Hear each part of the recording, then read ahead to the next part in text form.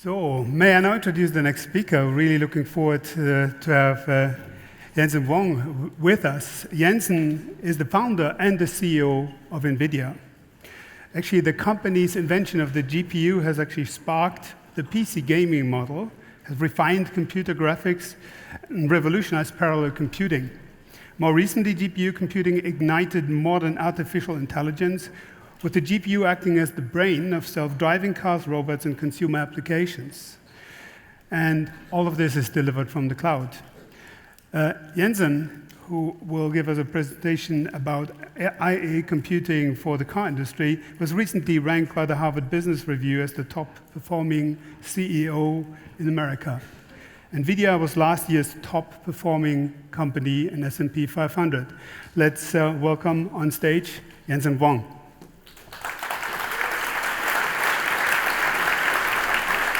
Thank you. Thank you, Christoph. It's great to be here. It's so nice to see so many friends. I don't think in our industry a conference like this is possible, where we sit in a conference and share ideas with all of our competitors. In our industry, we try to keep all of our good ideas to ourselves. So it's really great to see. Guten Tag. Ich bin Hunger haben. So today, I would like to talk about a few things. I want to talk a little bit about our approach to the future of mobility. I want to share with you a few things that I've learned about creating self-driving cars, and maybe show you a project that we're working on that's kind of fun. Okay. As Christoph mentioned, we invented the GPU, and we invented the modern parallel computing processor called a general-purpose GPU. We observed several years ago that computer graphics and parallel computing algorithms have a lot in common. And about a decade ago, we evolved our GPU so that it's able to do general-purpose parallel algorithm processing.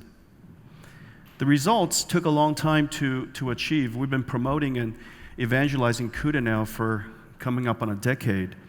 However, the results are also quite spectacular for a lot of good reasons. And then all of a sudden, over the course of the last 4 or 5 years, the adoption of our architecture called CUDA accelerated dramatically. It accelerated dramatically for a couple of reasons. One reason, of course, as we know very well, the end of Moore's Law. Dennard Scaling, Moore's Law, as we all know, is the product of Dennard Scaling and that iPhone that somebody should get. Moore's Law is the product of Dennard Scaling.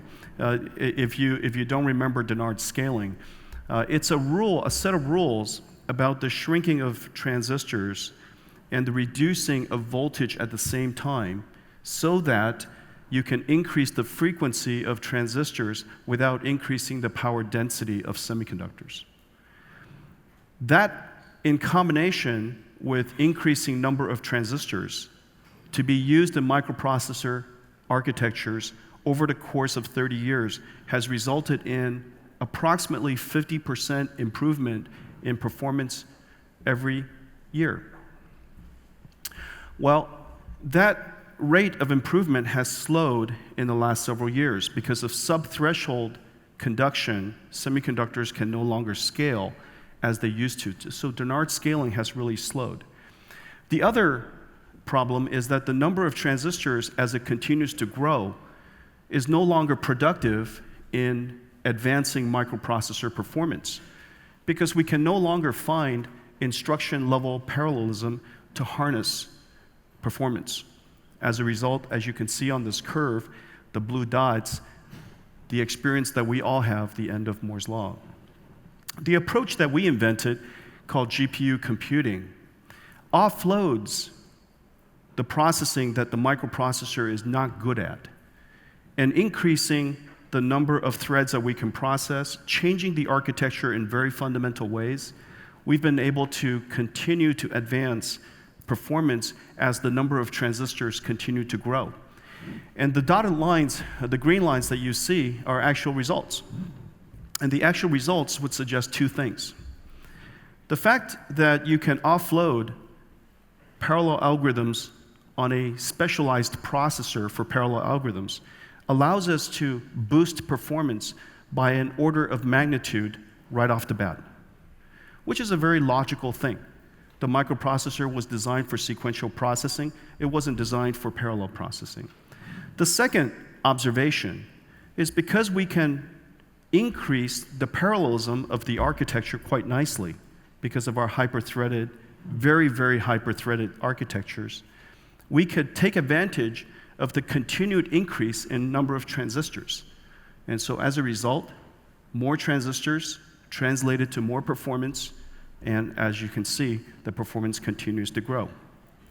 Now, the benefit of GPU computing was initially observed by some scientists. But now, as we continue to extrapolate into the future, you could see that if not for accelerated computing, the loss of opportunity, the loss of performance over the next 10 years would have been dramatic. By 2025, we would have lost about 1,000 times of performance opportunity. 1,000 times. Basically, if you take a look at all of the computers in the world combined today, all of the computers combined in the world today, in 10 years' time, we would have lost all of that combined and more. And so accelerated computing is going to continue to allow us to scale Moore's law. Transistors will translate to performance. Well, the results have been quite spectacular. This just came out just last week. Every one of the world's most energy efficient supercomputers, 100% of the world's most energy efficient supercomputers are now powered by Nvidia GPUs. The second dynamic that I was referring to earlier was the discovery of using this computing approach for a new type of algorithm called deep learning. Deep learning has turned into quite a revolution, and it's the reason why we feel so confident that autonomous vehicles and self-driving cars will be in our future.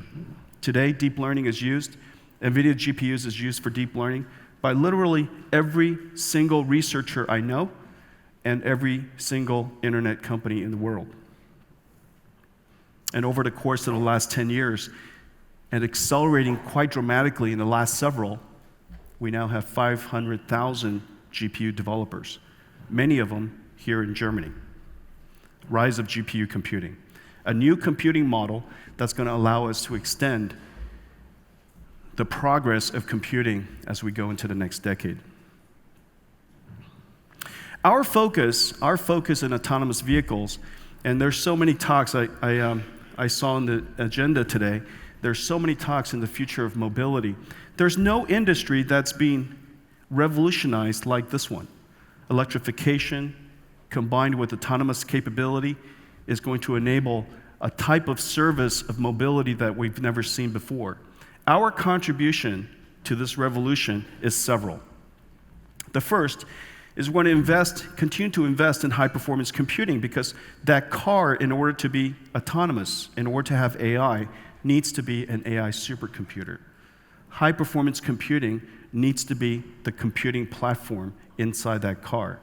But it also needs to have great energy efficiency.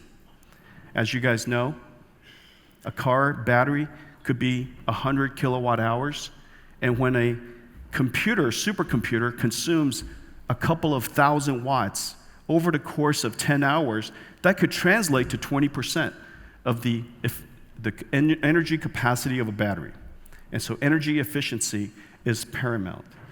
The second, we're focusing on advancing deep learning, and I'll show you some of the work that we're doing. And the third is applying these capabilities to create a custom platform for autonomous vehicles. We're building, I believe, the world's first, from the bottoms up, custom platform for autonomous vehicles I'll share with you in just a second. Deep learning is interesting. And in fact, I chose some words in here that might be helpful to you. In the past, computer scientists would code software. They would develop the algorithms, which then the computer would compile, which becomes the executable. In the future, the source code is no longer going to be the source code created by computer scientists. The source code is going to be your data. The compiler would be an automatic artificial intelligence computer that's writing software by itself. Using GPU computing and an algorithm called deep learning, a computer can now write software by itself. So the computer becomes an automatic code generator and its compiler.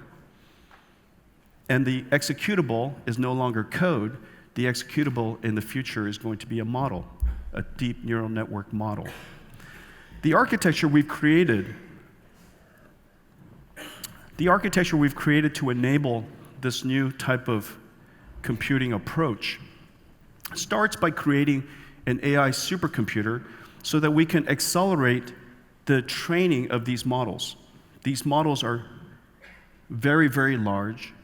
It's a high-dimensional model. Imagine an equation with very, very high dimensions and millions of parameters, millions of variables. And somehow, we have to automatically fit its curve, if you will, fit the data into this equation. Using deep learning, we're able to do that on a supercomputer. However, that supercomputer needs to be fast enough so that we can train our network in reasonable amounts of time. Instead of months, using NVIDIA's DGX, we could reduce training time to a matter of days, day or days. So quite a dramatic reduction in training time. When we're done with that network, we have to create a specialized form of computer that is efficient at processing these neural networks. And in the case of a car, we call that the Nvidia Drive. So that in the future, your source code is your data. You run that through an AI supercomputer with deep learning and deep neural networks, which creates a model that you execute that model in the car, which then could be used for perception.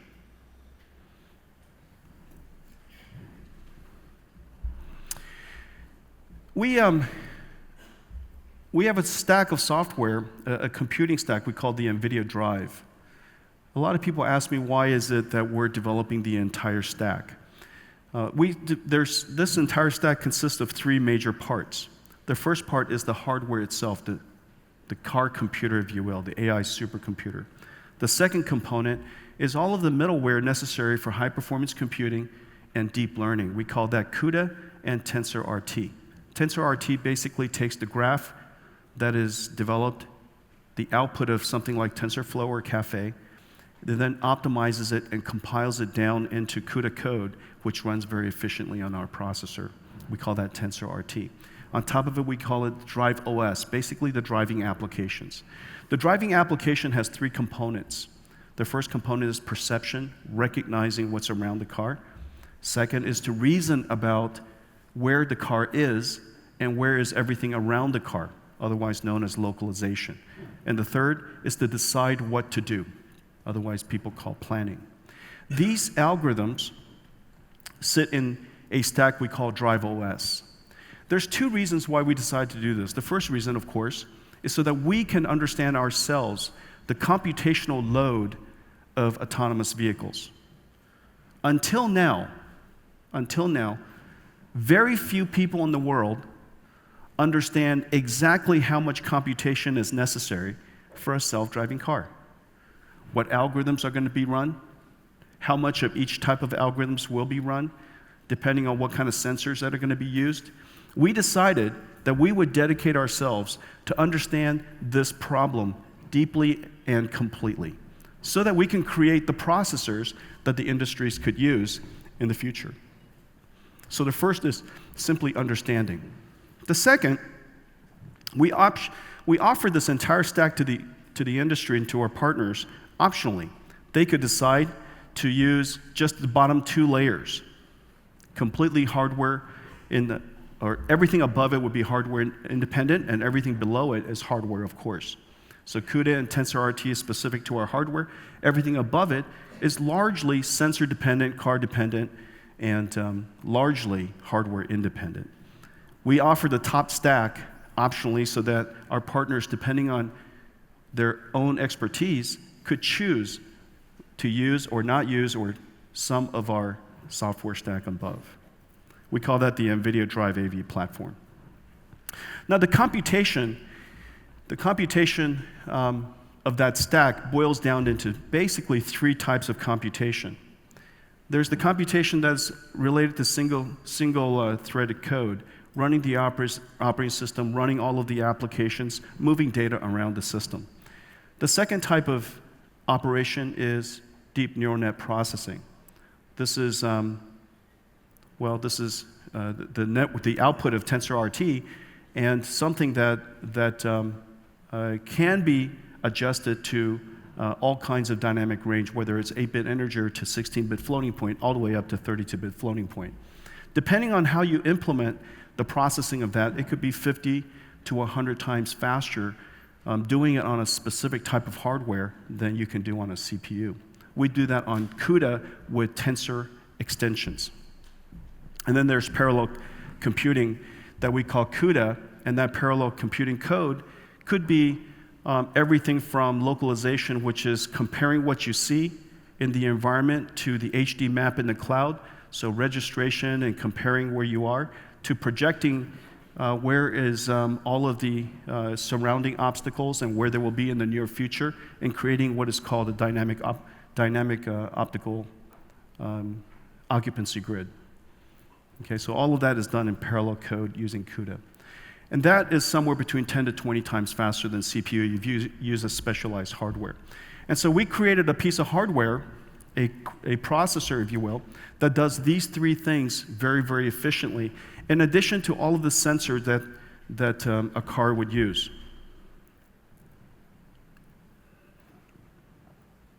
We call that the Drive PX Xavier. It does basically three types of processing. Single-threaded processing with CPUs. There are 8 cores of ARM 64-bit, has a CUDA GPU, and it also has a CUDA GPU with tensor acceleration we call Tensor Core. If you compare that to a high-performance CPU, so the highest performance desktop CPU for a PC, for example, Core i7, and that is the blue, that's basically 1x.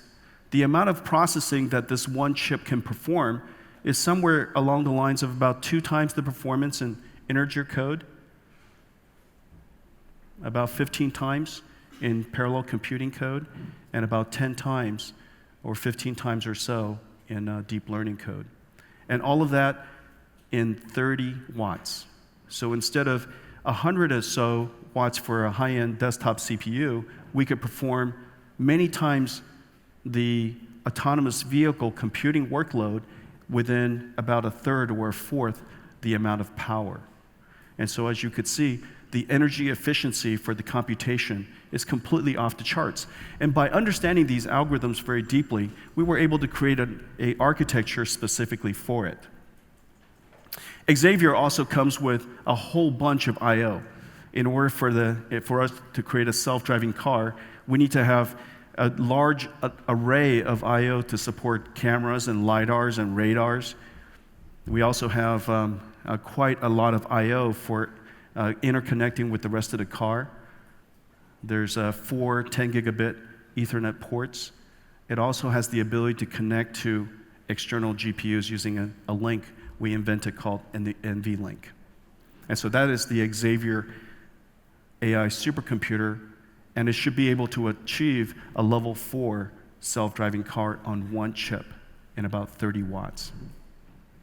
Now, the rest of the system choices relate to how much redundancy you would like to have, and of course, starting with 30 watts, we can afford to have a great deal of redundancy capability. Okay, so that's the Drive PX Xavier.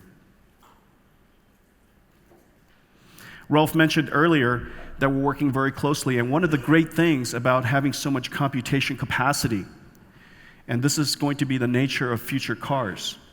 In the past, cars would leave the lot with just enough computation capacity for the functions and features that the car would be marketed to deliver.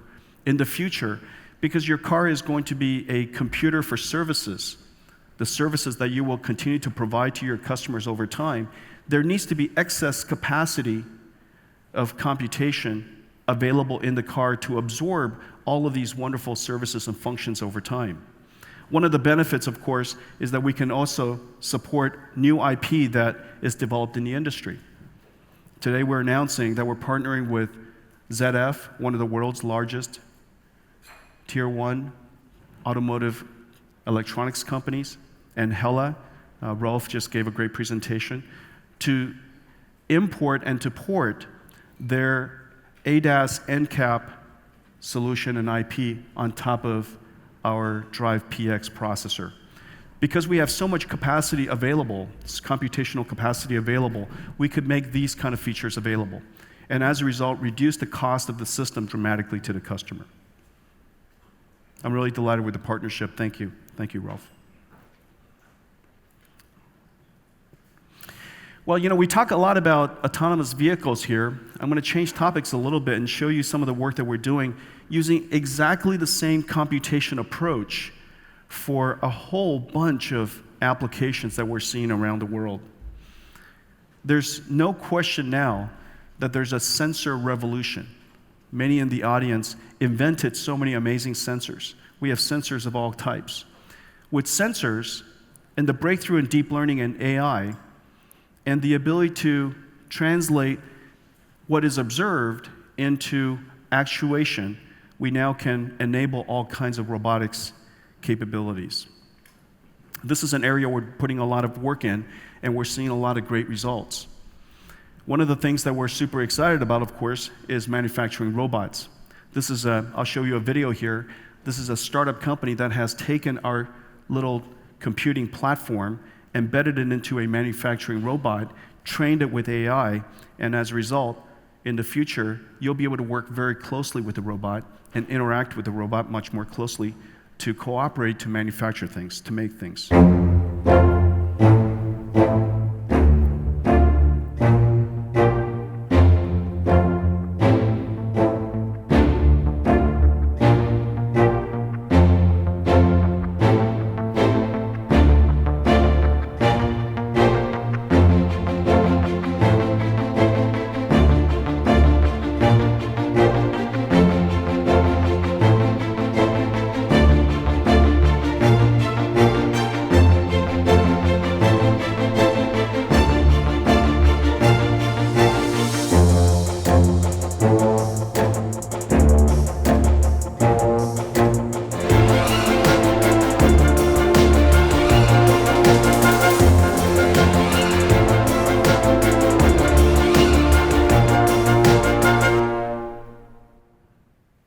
Viobot, really cool company.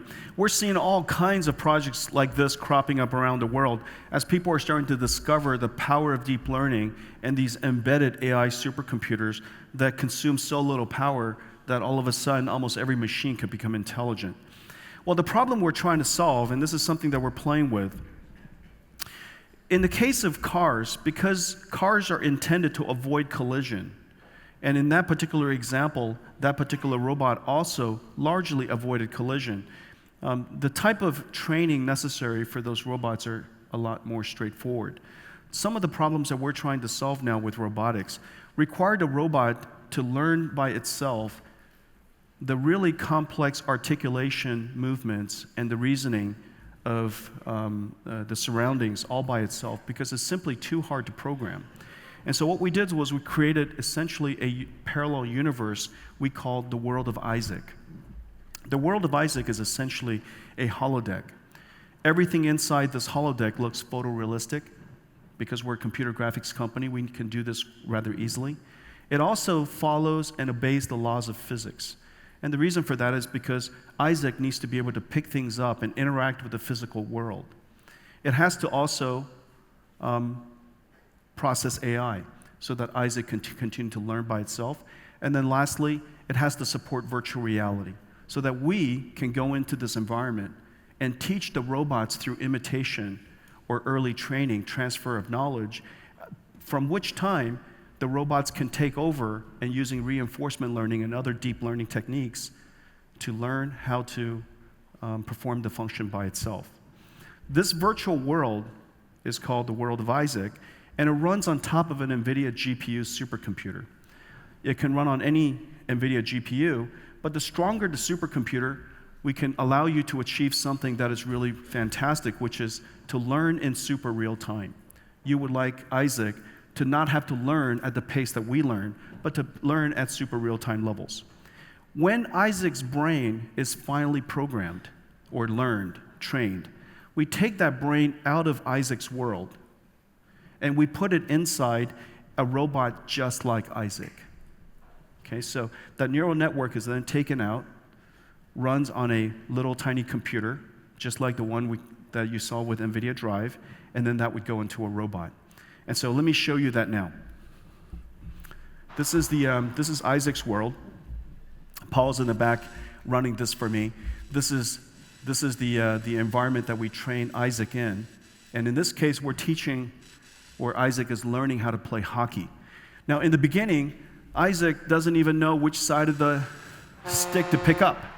And it just keeps on trying, and it doesn't know where the goal is in the beginning, but because Isaac has eyes and it sees the net, and we give it positive reinforcement every time it sinks the puck accidentally into the net, over time, Isaac learns how to play hockey.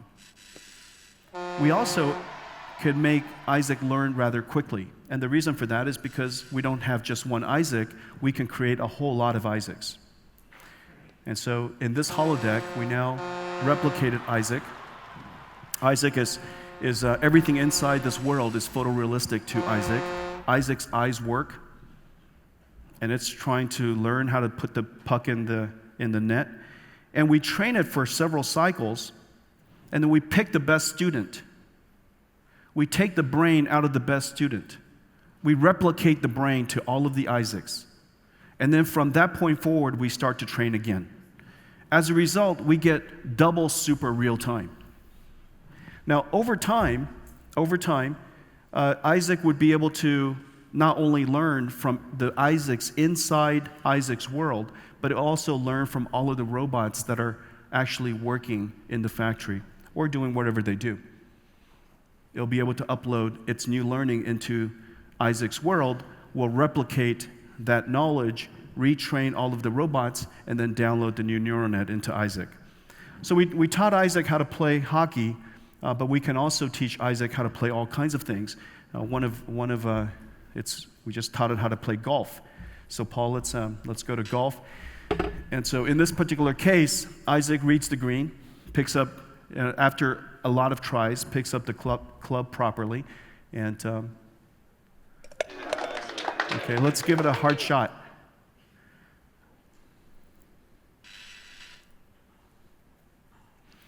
The putting green obeys the laws of physics. There's felt and there's friction. There's a slight gentle slope.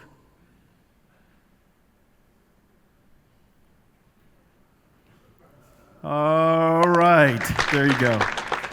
Here's a virtual reality robot with a neural net that learned all by itself, and then now it's playing golf. So next year, when I come back, if I get to come back, I would love to show you what Isaac has learned. I have one more announcement to make. Several months ago, we announced that Toyota, one of the world's largest car companies, has adopted the Nvidia Drive platform for their Level 4 car for 2020.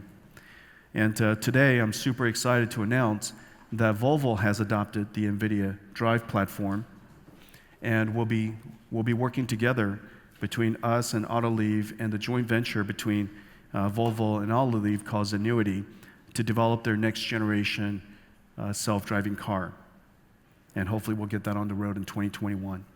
The work that you guys are all doing is really quite amazing, and it's a great privilege to partner with all of you to revolutionize the future of transportation.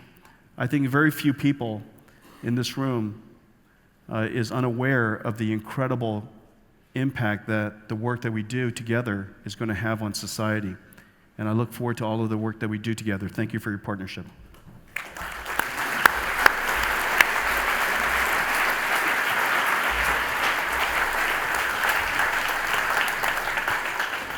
We're up for a few questions. Thank you very much. Sure. That was fascinating. Thank you. I think Isaac will be deeply engraved in everybody's brain. Yeah, exactly. Thank you. It's what I thought when we were sitting there. If you think about the application in cars, it's certainly a wide field, and that's why we're all here. But if you think about what you can do in healthcare, in supporting elderly generations with digital physical assistance, having that technology is fascinating. Yeah, that's right. Do we have questions? Haben wir Fragen?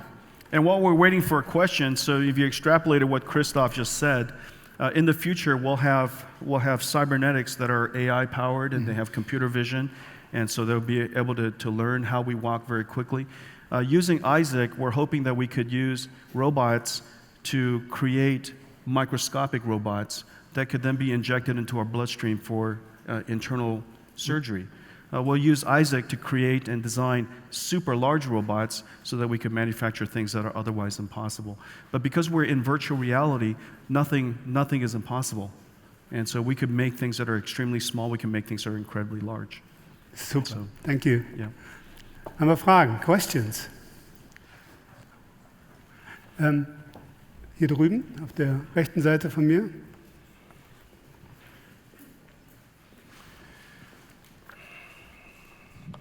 Lee Bauer, Delphi Automotive. Do you envision a collective brain that actually expands beyond OEMs that will be shared for automated driving?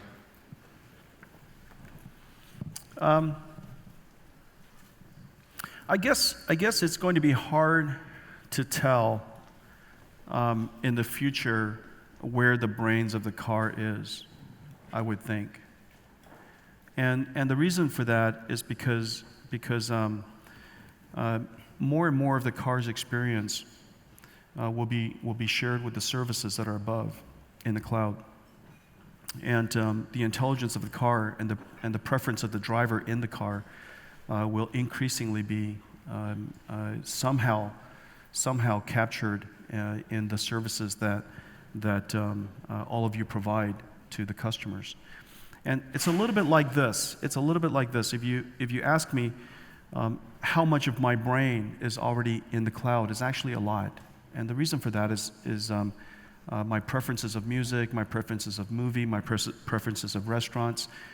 In the future, the type of books that I read, and the magazines that I seem to select, the news that I prefer, the places I prefer to get it. All of those preferences are increasingly captured in services. It's not in one person's cloud or one customer's cloud, one provider's cloud, but it's in a whole lot of applications that are being shared. And so someday I would think that my personality is probably 90% in the cloud. And I wouldn't be surprised if 90% of the car's personality and the routes that it take are captured in some kind of application.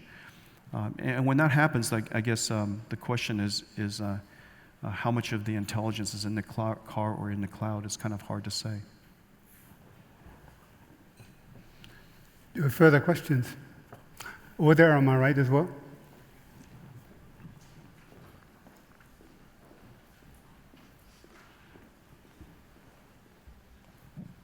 Martin Schleicher from Elektrobit. As you mentioned, the importance of AI and the data is the source code of the future. So the training of the AI system is a kind of essential element and functions of AI to work effectively. So do we then differentiate through training of AI systems? Is that how we are going to make cars look differently, or is this something that we should jointly work upon? What's your view? Yeah, thanks for the question. I actually think that perception is going to be largely commoditized. Part of the reason why we're creating computer vision algorithms is because I believe that every car is going to have it. And if every car is going to have it, and every car is going to be able to detect its surrounding relatively well, that's the definition of commoditization. And so I believe that localization algorithms will be a commodity. I believe that planning will be largely a commodity. I believe that perception will be a commodity. What is not going to be a commodity is the driving experience that's going to surround that. What's not going to be a commodity is largely the architecture of the sensors, and therefore the range of service, not the distance of service, but the scope of service for that car is going to be expanded because of the architecture of the sensors. I think that's where a lot of innovation is likely to happen, and I think that the car companies and the tier ones still have a great deal of influence in that. Your invention of sensors and your inventions of the architecture of how the sensors are fused still will make a huge difference in the future of cars. But I think the deep learning algorithms will likely be commoditized. And it's another way of observing that almost every single software company in the world has somehow managed to replicate the level of image recognition that the best achievers have achieved.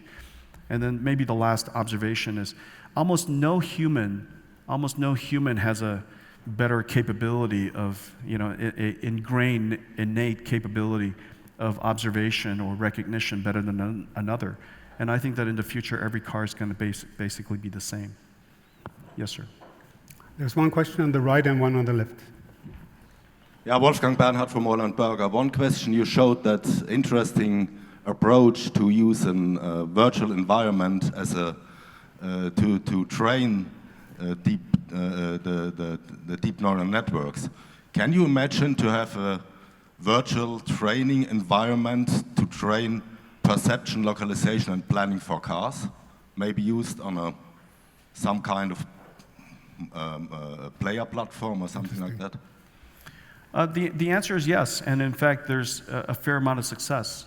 We do it ourselves, and there's no reason not to also augment that or use real-world data, because it's quite frankly relatively inexpensive to do it. The fact of the matter is collecting data is not that hard. It's really labeling the data, as Rolf, I think, was saying. He was saying in German, but I could kind of tell from the slides that it's really labeling the data properly so that you teach the car sensors, the network properly. That's really the expensive part. But even then, we're using artificial intelligence to automatically label images. And the human intervention percentage is reducing very quickly. And so I think that in the future, collecting data is a commodity. Labeling data is going to be largely automated. The rest of it is manual, but it's okay. Training the networks is trivial. And so I think the network on the road, but train the network in a virtual simulation of the world. Yeah, we would do both. My point is we will do both. The benefit of using virtual simulation to label, as you're probably referring to, is that if we knew in computer graphics, because we do know, what we're generating, then it's self-labeling. That's a car, that's a pedestrian, that's a tree, that's a fire hydrant. It's all completely self-labeled, automatically labeled. Now, that has a tremendous advantage in the beginning of getting your pipeline going. But we will always use real-world data as well as computer-generated data. Yep. Thank you. We've had one more question on the left here. Jochen Becker, Süddeutsche Zeitung. Mr. Wang, I have a very simple, stupid question. You're racing to collect new manufacturers, so ZF, Volvo, Toyota. Intel is racing on the other side. Do you think at the end it's a race between CPU and GPU? And what do you think, how many platforms will be there in 2025? I can't see you, but I recognize Jürgen's voice anywhere. Is that you? Jürgen, is that you? Uh-huh. Okay, nice to see you. Sorry. There are three types of computation largely that needs to be done in a self-driving car, in any autonomous machines that we know of today. Now, long term, it is very, very possible that all we need is a deep network, an end-to-end deep network. But currently, because we want to understand much more about the software we're developing for the car, we have broken it up, we have factored it into small stages so that we can understand each block independently and have more confidence that the car is doing what we expected the car to do. But long term, it is very possible, of course, that it's just one big deep network. That could be 10 years away, could be 20 years away. In the meantime, there are 3 types of processing that is done. There's single-threaded processing, there's deep learning processing, deep neural net processing, and then there's parallel computing, parallel processing. There are many types of algorithms, whether it's localization or occupancy generation or path planning that we simply can do incredibly well with parallel processing. These three types of parallel processing work is fundamental to almost every single autonomous machine that we know of today, whether it's robotics, whether it's a flying drone, whether it's a self-driving car. Perception, localization, and planning is foundational to all of them. And so when we think about the computation part of it, single-threaded applications, the single-threaded part of the code, the CPU is fantastic at. For the deep learning part, you have a couple of ways you could do it. The benefits to one or the other is marginal. You could design a full custom ASIC. A full custom ASIC is easy to do these days. And we created one called DLA. We open sourced it. Anybody who would like to use it, come to our website, and we've open sourced that design. The other way you could do it, you could extend the parallel computing architecture to support tensor operations. And that's what we've done with CUDA as well.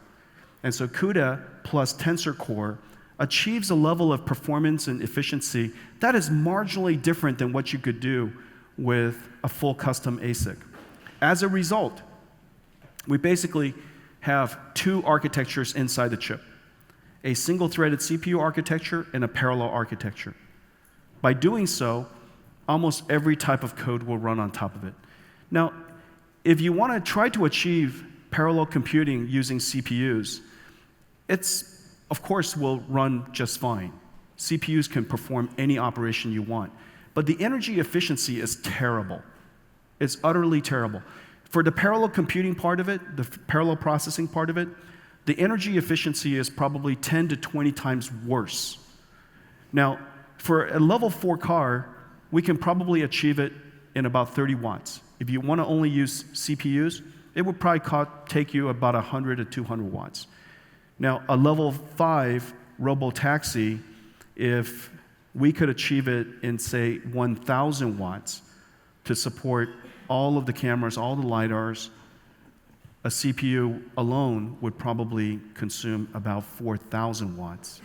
Now, 3,000 watts times 10 hours of that robotaxi on the road is 30 kilowatt hours. It's 1/3 of the battery capacity just to run the computer. And so the cost of that is just simply intolerable. And so that's why I think that the best approach going forward is to use the right processor for the right job. We have plenty of transistors, we have plenty of engineers. Use the right transistors, use the right processors for the right job. Okay? Super. Thank you. Really appreciate all the questions. Really appreciate you made it over here. Fantastic presentation. Thank you. Glad to have you. Thank you very much, Christoph. Jensen Wong. Okay.